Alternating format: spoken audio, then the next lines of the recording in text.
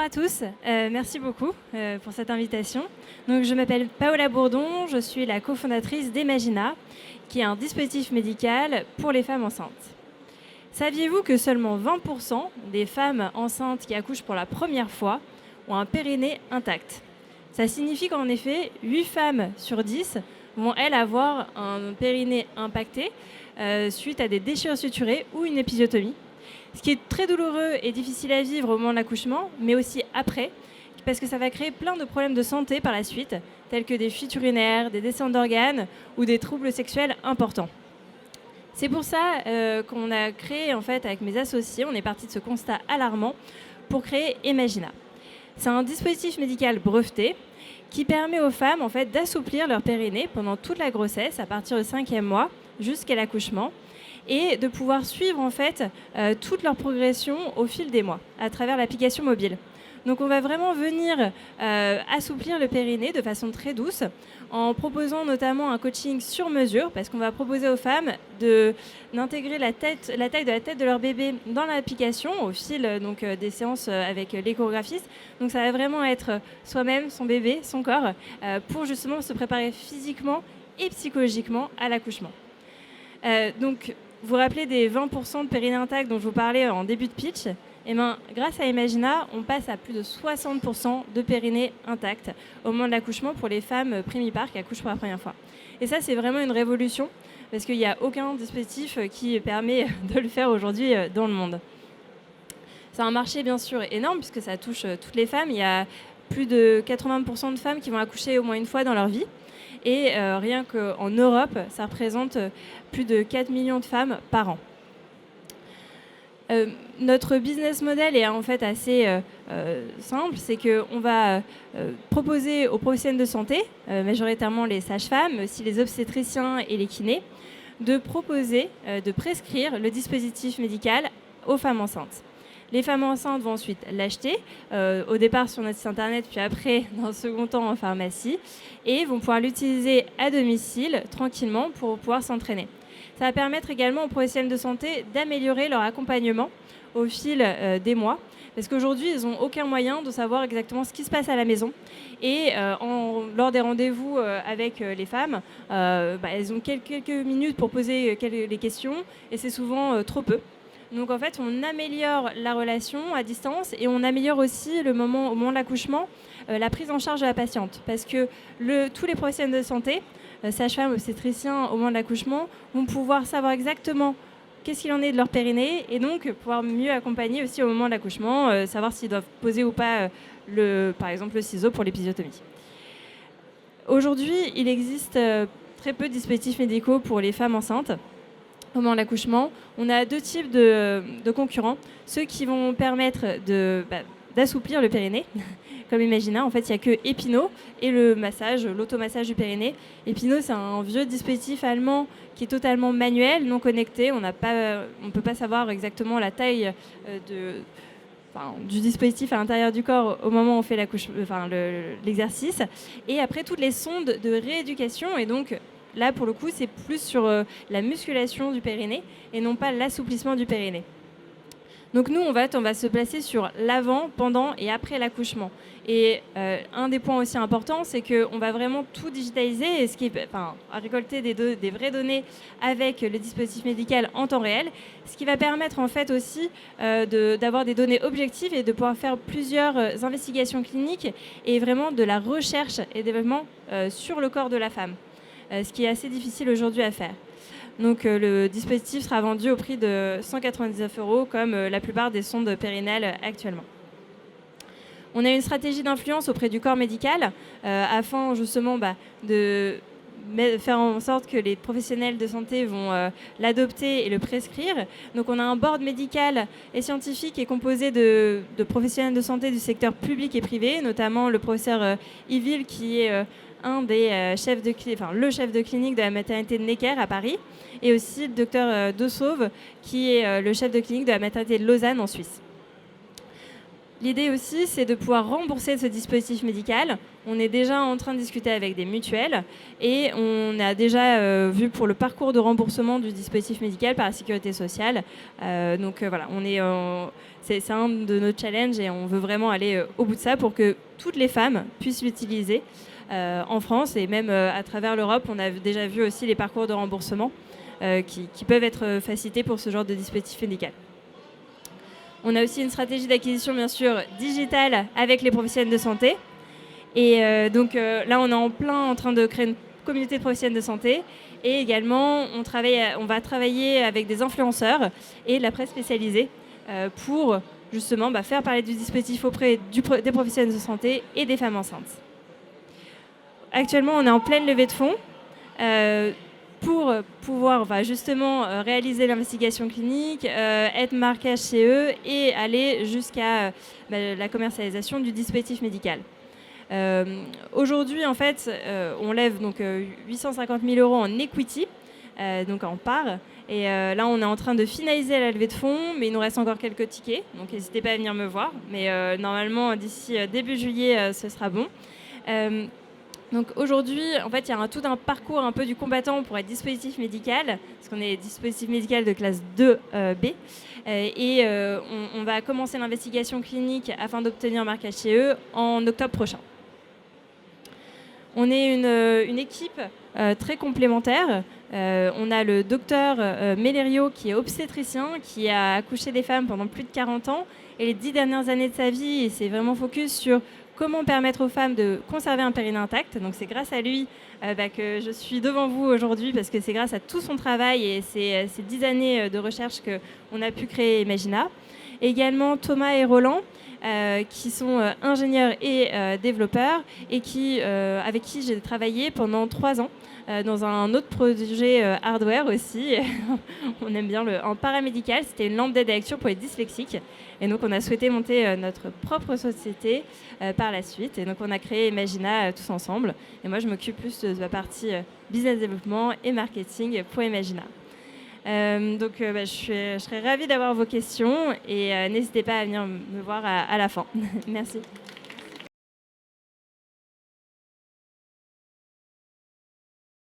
Merci beaucoup Paola et bravo encore une fois pour ton pitch et surtout pour le projet. Alors sans révéler mon intimité, mais forcément on se projette quand on a eu des enfants sur les outils qu'on a utilisés et qui ont marché ou pas. Donc je trouve qu'il y a vraiment quelque chose à faire et surtout dans ce que tu disais dans l'après. Tu as parlé assez rapidement du remboursement et je suppose que c'est une des fortes sources de développement de votre produit aussi s'il est remboursé. Alors il y a effectivement 2 aspects, sécurité sociale, mutuelle. Quelles vont être les étapes et à quelle échéance tu vois ces remboursements potentiels ? Alors, par rapport à la sécurité sociale, on a de la chance, c'est qu'il y a un code de la LPP, de la sécurité sociale, qui existe pour ce genre de dispositif. Par exemple, Pépino, le fameux dispositif totalement manuel, qui est une petite poire assez horrible à utiliser, mais qui permet d'assouplir son périnée, il est remboursé. Alors, à hauteur de 26 €, mais ça nous permet d'enclencher la prescription. Et nous, ça nous permet d'avoir un traitement de nos dossiers facilité de seulement 180 jours. Donc, en fait, aujourd'hui, à partir le lendemain de l'obtention du marquage CE, en 2023, on l'aura, on espère, on pourra avoir, le lendemain, on dépose le dossier et on espère que dans l'année, on pourra avoir le remboursement Sécu. Par rapport aux complémentaires, donc tout ce qui va être les mutuelles, on discute avec plusieurs grands groupes de mutuelles qui sont déjà intéressés. Alors bien sûr, si on est remboursé par la sécurité sociale, c'est encore mieux. Mais même sans le remboursement de la sécurité sociale, la maternité, c'est un moment clé en fait où ils vont avoir un besoin en fait de garder leurs adhérentes.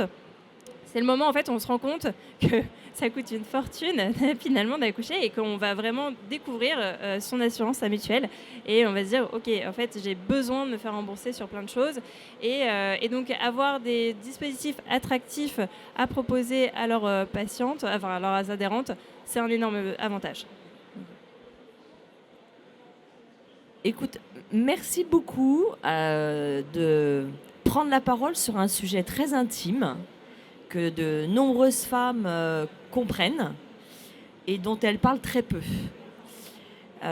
Et c'est que bien plus tard qu'on se rend compte effectivement des dégâts que ça peut faire. Tu as évoqué le remboursement par la sécurité sociale, donc il est quand même assez faible au regard du prix du matériel.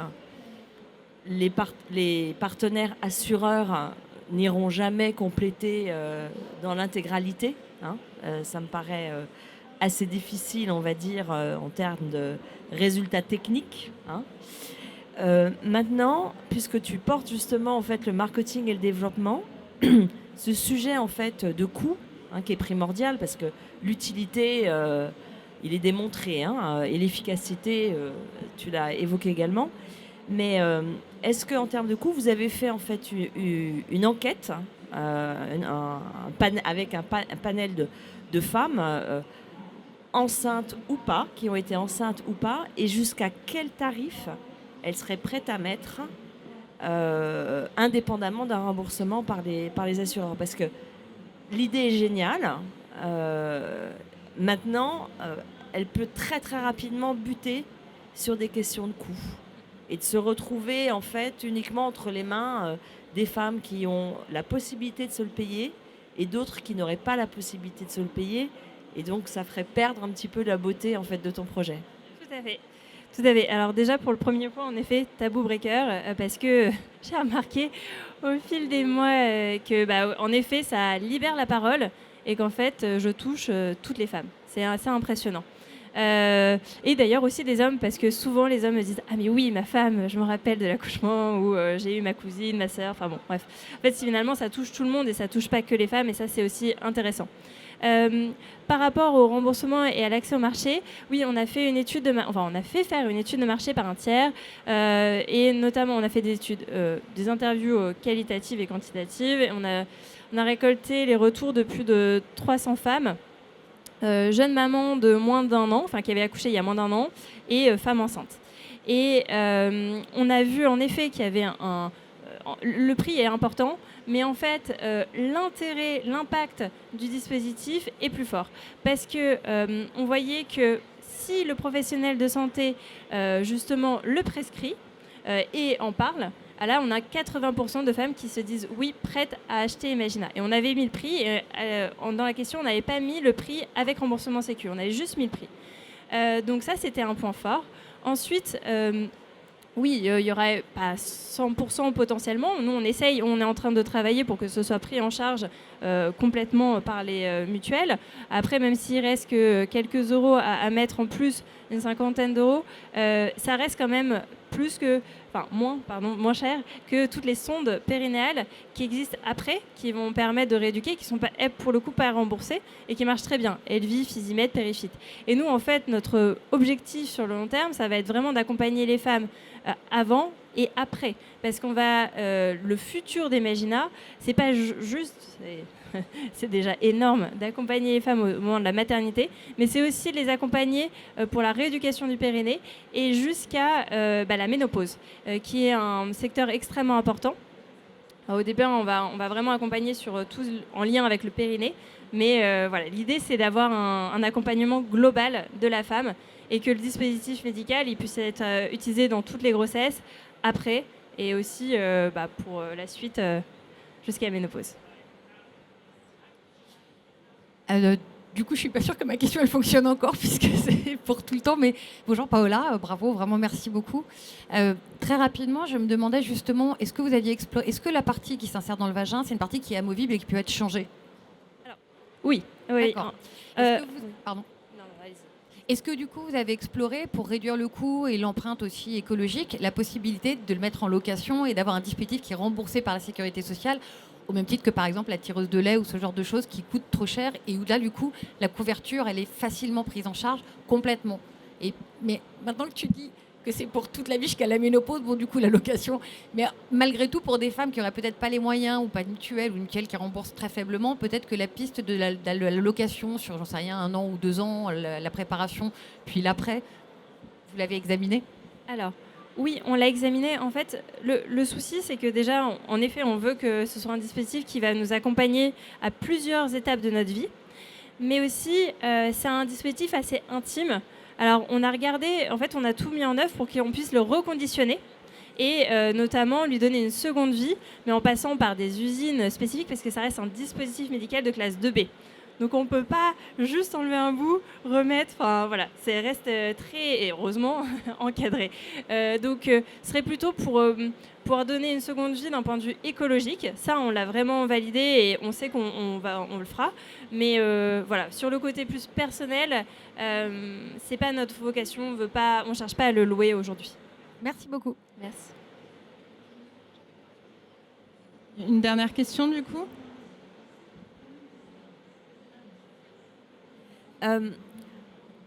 On souhaite bien évidemment à Imagina de vendre énormément de ces outils et on le conservera comme un bijou de famille presque. Mais on sait également que quand on pose une innovation sur la table, et c'est valable pour tous les traitements ou les pratiques médicales, les premiers moments, les premières années, ça coûte très cher parce qu'il n'y a pas beaucoup en fait, d'usage. Est-ce que tu as projeté sur un certain nombre d'années le fait que plus tu auras de volume, plus ton coût, plus ton tarif, plus tes coûts baisseront et plus ton tarif sera accessible. Oui. Ou est-ce qu'il y a un coût incompressible qui fait qu'il n'y a pas d'effet volume? Alors oui, en effet. Là, aujourd'hui, déjà par rapport au fait qu'au début, il faut avoir une traction, c'est pour ça qu'on a déjà commencé à créer cette communauté professionnelle de santé. Là, avec tous les professionnels, toutes les maternités partenaires, la première année, on a déjà un taux, on arrive sur notre BP, on est totalement logique par rapport à notre BP, on a déjà en amont les ventes réalisées. Même on continue à créer cette communauté pour justement être sûr que dès le début, on puisse avoir beaucoup de ventes. Ensuite, par rapport à le fait que ça va décroître, en effet, le coût, là aujourd'hui, j'avoue qu'on n'est pas, on est un peu au taquet en vendant à 200 € parce que c'est énorme en fait le coût d'un dispositif pareil, ça se voit pas. Et en plus, c'est made in France. J'avais oublié de vous le dire. C'est fait dans une usine à Pessac, à côté de Bordeaux, parce qu'on est une entreprise bordelaise, et qui est ISO 13000, etc. Donc voilà, on a des composants. Par exemple, le moteur est allemand. Enfin, on reste quand même très européen et made in France. Et ça a un coût, mais aussi c'est une force parce qu'on peut vraiment beaucoup plus maîtriser l'ensemble de la chaîne. Et on l'a vu avec le Covid dans le hardware, comme nous on venait aussi du monde hardware avant, qu'il y avait un réel souci quand on venait sourcer dans le monde entier. Ça peut être aussi négatif pour nous. Donc oui, en effet, on espère pouvoir baisser les coûts. Après, on espère aussi à l'international, grâce à l'aide de l'international, parce qu'on va aller assez rapidement en Europe, en Allemagne, en Espagne notamment, pouvoir justement avoir un effet de levier assez fort et avoir une meilleure gestion des coûts. Et combien de ventes d'Imagina à l'heure actuelle ? Alors, à l'heure actuelle, aucune, puisqu'on est un dispositif médical, donc on doit avoir l'investigation clinique pour obtenir un marquage CE, pour être autorisé à aller sur le marché. Sinon, on aurait déjà vendu. Mais là, on va pouvoir, en fait, l'investigation clinique se terminera en 2023. Et donc, après, on aura le marquage CE dans la foulée. Donc, fin 2023, début 2024, il sera disponible sur le marché. Mais c'est important d'en parler dès à présent parce que, comme je disais, c'est une traction forte qui met du temps. Et voilà, donc c'est pour ça aussi que je suis là devant vous dès à présent. Merci beaucoup Paola.